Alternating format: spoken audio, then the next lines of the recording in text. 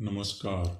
आप एवं आपका प्यारा परिवार स्वस्थ, सुरक्षित, सुखी एवं समृद्ध रहे, यही प्रार्थना। हमारा अनुरोध है कि आप यह वीडियो अंत तक देखें ताकि आपको इस वीडियो के हर उपाय जो हम बताने जा रहे हैं उसका अधिकतम लाभ हो। कई व्यक्ति विभिन्न प्रकार के उपाय करते हैं, मेहनत करते हैं, धंधा नौकरी करते हैं।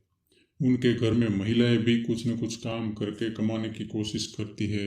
घर में ही बैठकर महिलाएं साड़ी बेचना, टिफिन बनाना, सिलाई करना आदि विभिन्न प्रकार के कार्य करती है और कई महिला ऑफिस भी जाती है। लेकिन कुछ भी करके घर में पैसा नहीं टिक रहा है, कुछ भी करके घर में शांति नहीं है।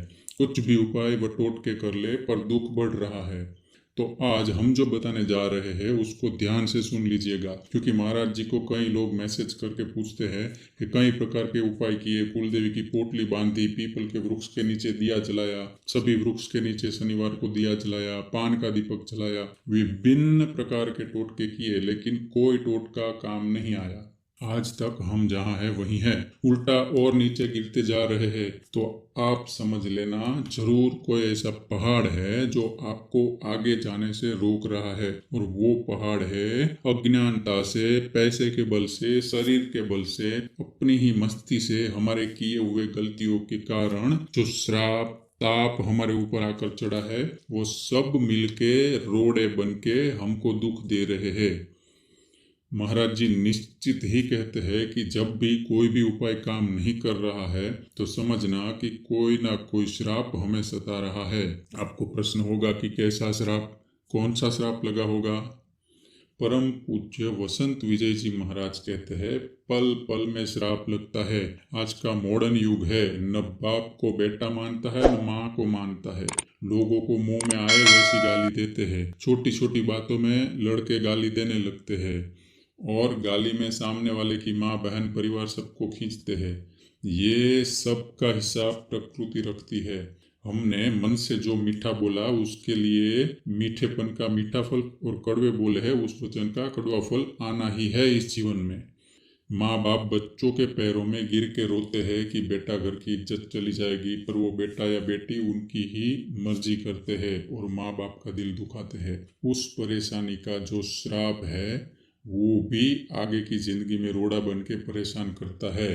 गाड़ी चलाते हुए कुत्ता बिल्ली जैसे किसी जीव को गाड़ी के नीचे ले लिया। हमारी गाड़ी के दरवाजे खिड़कियां बंद थे, अंदर एसी शुरू था, गाना बज रहा था। हमको वो जीव जो गाड़ी के नीचे आ गया उसकी चीख बिल्कुल न सुनाई दिया, लेकिन ईश्वर को वो चीख सुनाई दे दिया।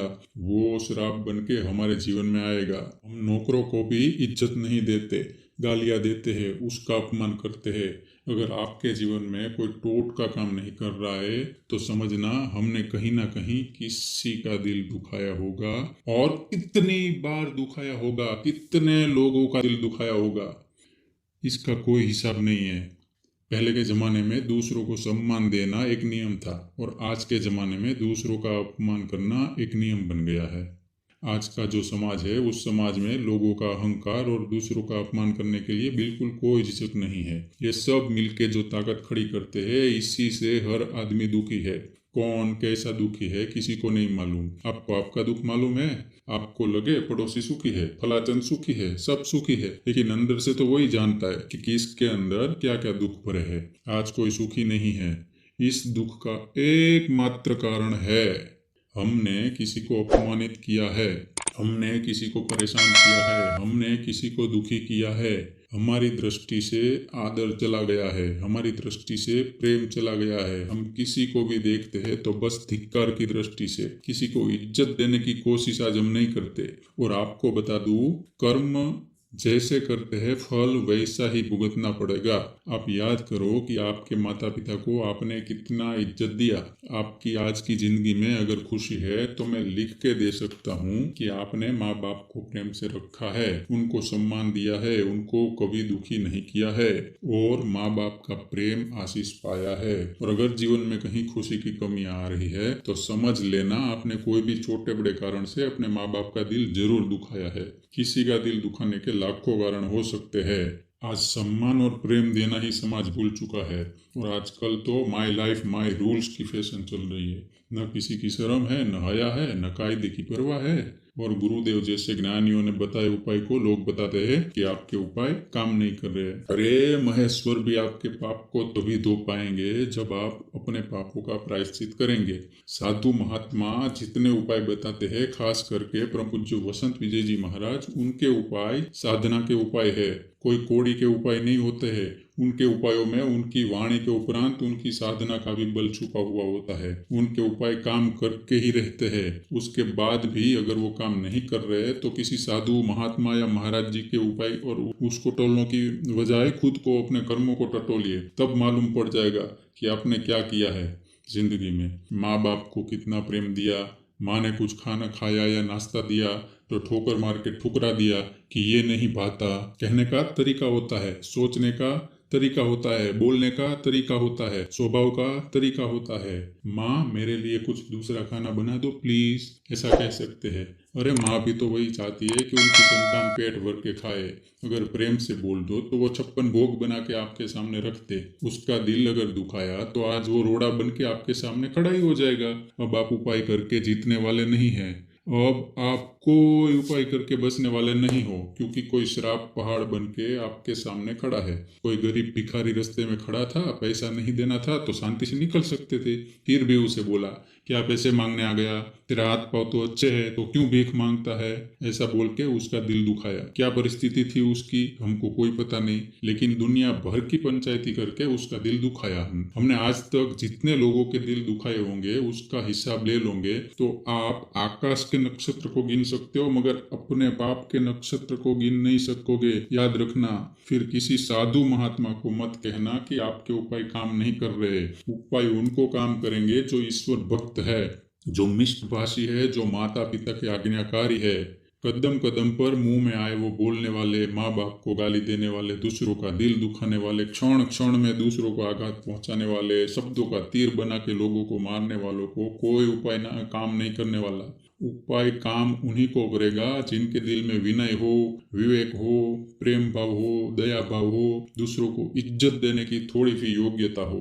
ये सुन लो, बन न सको भगवान अगर तुम कम से कम इंसान बनो, नहीं कभी हैवान बनो और नहीं कभी शैतान बनो। दीपक बनकर जल न सको तो अंधियारे भी मत करना, पुष्प नहीं बन सकते तो तुम कांटे बनकर मत रहना। व्यापारी लोग सोच ले कि किस किस प्रकार पैसा कमाया है, गलत प्रकार से किसी का पैसा लिया तो किस तरह वो दुखी हुआ होगा, नौकरी किया है तो क्या क्या गलती किया है, उसमें किस तरह से पैसा कमाया है। कोई कुटुंबी जन घर पे मेहमान बनकर आया और तब हमने ज्यादा खर्चा हो जाएगा करके क्या क्या बहाने बनाए थे। पत्नी माँ के साथ दुर्व्यवहार करती है तो वो देखते हुए भी चुप बैठे रहे। किसी को मुंह पर अच्छी बातें बोले और पीठ पे बुराई की, अपने मन में किसी के प्रति बुरे विचार किए, ईर्ष्या राग द्वेष रखा। छोड़ेगा नहीं वो अपमान, वो दुख जो किसी को अपने को मन वचन कर्म से दिया है, वो श्राप बनकर सामने खड़ा होता है। दिखने वाली दीवार को तो हथौड़ी से तोड़ देंगे, ये नहीं दिखने वाले श्राप और पाप कर्म जो है उसको आप नहीं तोड़ सकोगे।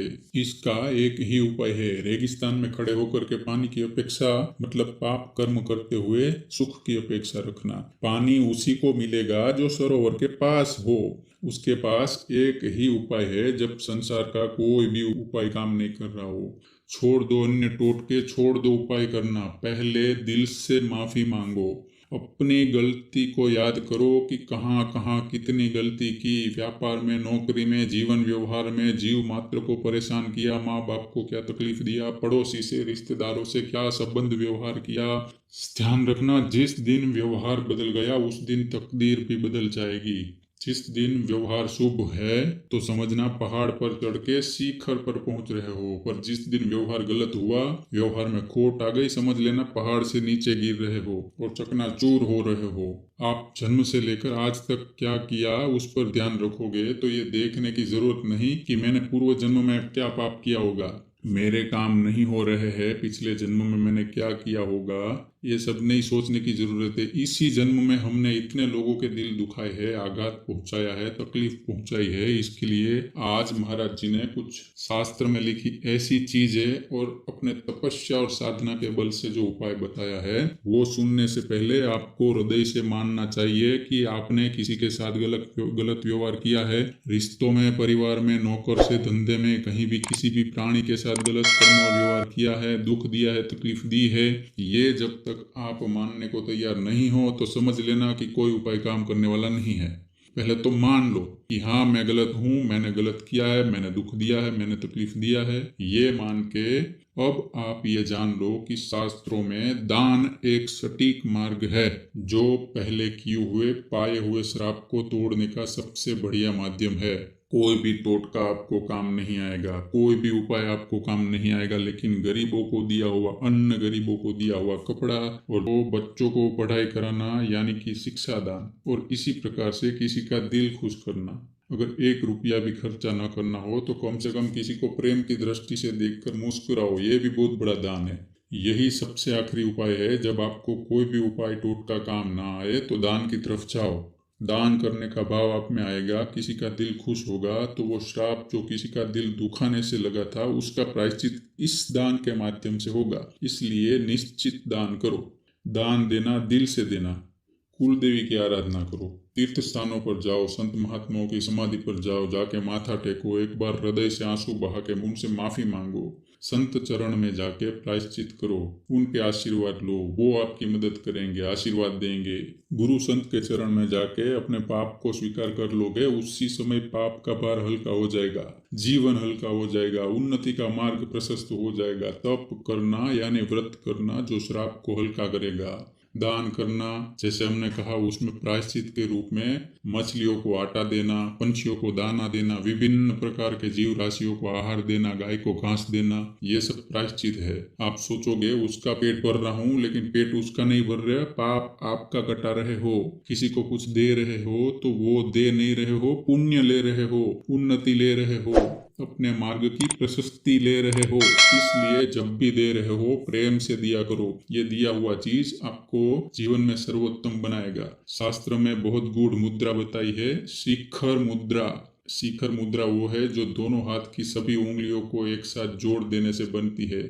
आपको अगर मन में ग्लानि हो रही है मेरी बातें सुनकर कि जरूर मैंने कुछ पाप किया है, जरूर मैंने कुछ तकलीफ दी है किसी को, किसी का दिल दुखाया है, तो इस मुद्रा को करते ही 100% आप उनसे बैठे बैठे माफी मांगो। जो जीवित है उनके चरण में पड़कर बिना संकोच किए उनसे माफी मांगो।